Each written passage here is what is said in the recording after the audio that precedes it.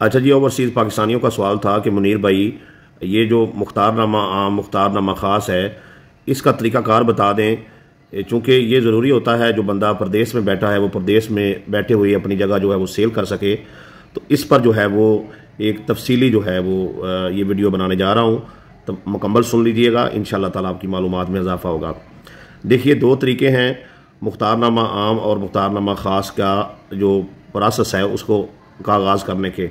Number एक तो आप यहाँ जो है पाकिस्तान में जो आपका भाई है या दोस्त है जिसको आप मुख्तारनामा देना चाह रहे हैं, उसे कहें कि किसी वकील से मिले या स्टाम्प फरोश से मिले, फ़र्द बराए जो है वो रिकॉर्ड लेकर उस जगह की जिसका आपने मुख्तारनामा देना है, तो वो मुख्तारनामा के डॉक्यूमेंट जो है वो आपको तैयार करके इधर से जो है वो आप जिस मुल्क में हैं उधर आपको भेजे, तो अगला प्रोसेस जो है वो इसका हो सके। दूसरा जो है ये आगाज़ आप इस तरीके से कर सकते हैं कि आप अभी नेट का दौर है, व्हाट्सएप पे फ़र्द बराए रिकॉर्ड की एक तस्वीर मंगवाएं। अगर आपके पास रजिस्ट्री पड़ी हुई है उस जगह की तो वो मंगवा लें, उसमें खेवड़ खतौनी खसरा नंबर हदूद अरबा सब चीज़ें लिखी होती हैं। तो वो जब आप मंगवा लेंगे तो आपने उसको लेकर जो है जिस मुल्क में आप हैं उस मुल्क में पाकिस्तानी सफारत खाने के अंदर चले जाना है। वहाँ पर अलग से एक काउंटर बना होगा, उस काउंटर पे आप जाएं और जाकर उसको बताएं कि आप मुख्तारनामा आम या मुख्तारनामा ख़ास जो है वो देने जा रहे हैं। मुख्तारनामा ख़ास यानी ख़ास किसी एक मकसद के लिए, जब मेरे इस जगह पे केस लग गया है तो मैं चाहता हूँ कि मेरा भाई या मेरा वालिद या फ़लाँ जो मेरी फैमिली का फ़र्द है, मेरी वालदा, मेरी बीवी, वो मेरी तरफ से अदालत में केस लड़े, तो इसको आप मुख्तारनामा ख़ास कह सकते हैं। मुख्तारनामा आम में यानी कि उसको टोटल वही इख्तियार आप देने जा रहे हैं जो एक असली मालिक के होते हैं, वही सारे इख्तियारात आप उस बंदे को देने जा रहे हैं। तो आप उधर जो है मुख्तारनामा ख़ास के जो है वो कागज़ात तैयार करवाएंगे और कागज़ात जो हैं वो जब तैयार हो जाएंगे तो पाकिस्तानी सफारत खाने से वो पाकिस्तान के अंदर फ़ॉरेन अफेयर के दफ्तर में आएंगे। तो वो वहाँ पर जो है उसको जो है जब चेक कर लेंगे कि ये सफारत खाने के थ्रू ही कागजात आए हैं, तो चेक करने के बाद अपना साइन मोर लगा के वो डॉक्यूमेंट जाकर आपका कोई जो अजीज़ रिश्तेदार है वो ले आए। जब वो ले आएगा तो उसके बाद जो है आपने उन कागजात को लेकर सब रजिस्ट्रार के पास, जिसे तहसीलदार भी कहते हैं, तहसीलदार के पास जाना है। और जी तहसीलदार जो है वो उन कागजात को चेक करने के बाद आपको एक लेटर इशू करेगा। आपने वो कागजात और लेटर लेकर जो है मुख्तारनामे के कागजात और लेटर लेकर एडिशनल डिप्टी कमिश्नर के ऑफिस में अपने ज़िला में चले जाना है। तो वो उसको चेक करने के बाद जो है आपको इजाज़तनामा देगा।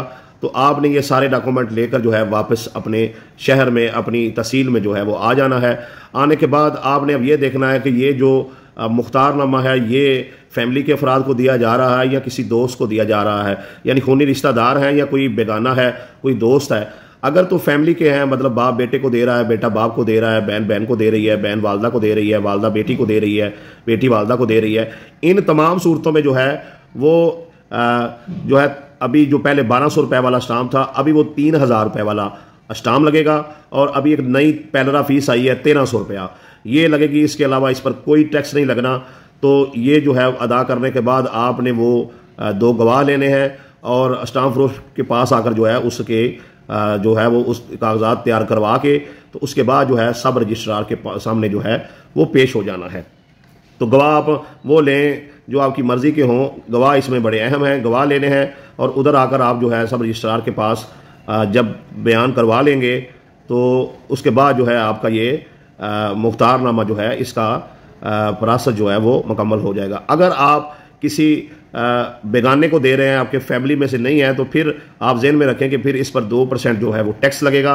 और वो टैक्स अदा करने के बाद स्टाम्प जो है वो निकलवाए जाएंगे, उन पर रिकॉर्ड तैयार किया जाएगा, गवाहों को साथ लिया जाएगा। जब आप सब रजिस्ट्रार यानी तहसीलदार के पास पहुंचेंगे तो वो सबसे पहले जो है सफारत खाने से जो कागजात आए हैं उन्हें चेक करेगा, फॉरेन अफेयर के जो मोहरे हैं, सिग्नेचर हैं, वो चेक करेगा, एडिशनल डिप्टी कमिश्नर का इजाज़तनामा चेक करेगा, और जो मौका पर गवाहान मौजूद हैं उनके शनाख्ती कार्ड नंबर, उनके नाम, वल्दियत चेक करेगा और सारी तहरीर और ये सारे डॉक्यूमेंट चेक करने के बाद जो है वो सिग्नेचर कर देगा।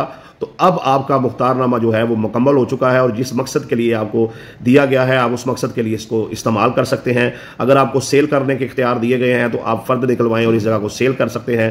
अगर कोई केस वगैरह के लिए आपने बतौर जो है वो नुमाइंदा पेश होना है और अब आपको मुख्तारनामा दे के सारे इख्तियारात वो दे दिए गए हैं, मखसूस इख्तियारात मुख्तारनामा ख़ास दिया गया है, तो आप वो काम भी कर सकते हैं। तो ये आपका जो है मुख्तारनामे का अमल इस तरीके से मुकम्मल होता है।